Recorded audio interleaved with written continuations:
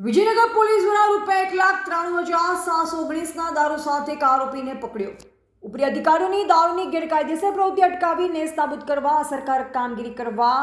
કરેલ સૂચના આધારે વિજયનગર પીએસઆઈ એવી જોશી તથા સ્ટાફના outpost police constable Nakulkumar Lalitbhai, outpost police constable Ashishkumar Ramanbhai તથા આઉટપોસ્ટ પોલીસ કોન્સ્ટેબલ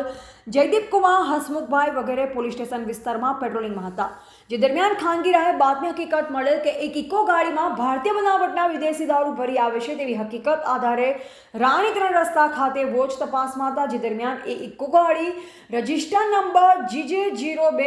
DJ 1218 ને આવતા તેને રોકી અંદર ચેક કરતા તેમાં ભારતીય બનાવટના વિદેશી દારૂની બોટલ નંગ 719 જેની કુલ કિંમત ₹1,93,719 પ્રોહિબિશન મુદ્દામાલ તથા મોબાઈલ નંગ એક કિંમત ₹5,000 તથા પ્રોહિબિશન હેરાફેરીમાં વપરાયેલ ઇકો ગાડી રજિસ્ટર GJ02 DJ 1218 ની કિંમત ₹3 લાખ મળી કુલ કિંમત ₹4,98,719 નો મુદ્દામાલ કબજે કરી આરોપી કિરણભાઈ સોમેશ્વરભાઈ ડામોર ઉંમર વર્ષ 22 રહે